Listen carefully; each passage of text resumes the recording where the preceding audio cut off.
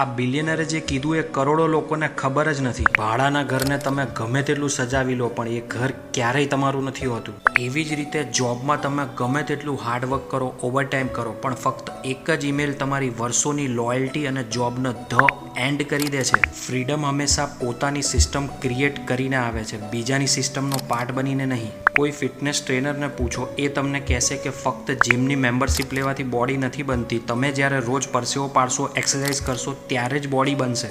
એવી જ રીતે તમારી લાખોની ડિગ્રી તમારું કરિયર નથી બનાવતી જ્યાં સુધી તમારી પાસે રિયલ સ્કિલ ના હોય. અને સ્કિલ એ નથી હોતી જે રિપોર્ટ કાર્ડમાં હોય. સ્કિલ એ હોય છે જે માર્કેટમાં રિઝલ્ટ આપે અને કેશ ફ્લો પ્રોડ્યુસ કરે. કોઈ સાયબર સિક્યુરિટી વાળાને પૂછો, એ તમને કહેશે કે પબ્લિકલી ફ્રી વાઈફાઈ કેટલું ખતરનાક હોય છે. એ તમારી લોકેશન, તમારું સર્ચ હિસ્ટ્રી અને ડેટા ચોરી કરે છે. એવી જ રીતે જ્યારે કોઈ પોલિટિશિયન તમને ફ્રીની વસ્તુઓ આપવાનું પ્રોમિસ કરે છે, ફ્રીમાં ઇલેક્ટ્રિસિટી, ફ્રીમાં પૈસા, તો એ તમારા અને તમારા છોકરાઓના એજ્યુકેશન, હેલ્થ, ઇન્ફ્રાસ્ટ્રક્ચર, રોડ અને આવાવાળા એમ્પ્લોયમેન્ટનું બજેટ ચોરી કરતા હોય છે. આ દુનિયામાં ખરેખર કોઈ વસ્તુ ફ્રી નથી હોતી. જ્યારે તમને કોઈ વસ્તુ મફતમાં મળે ને ત્યારે સમજી જજો કે કદાચ તમે પોતે જ પ્રોડક્ટ છો. આ દુનિયા જેવી દેખાય છે ને એવી ક્યારેય નથી હોતી. એટલે તમે સારા બનો, પણ એટલા બધા નહીં કે લોકો તમારો ઉપયોગ કરી જાય, કારણ કે આ દુનિયામાં ભાવનાઓ સાથે સમજદારી પણ જરૂરી છે.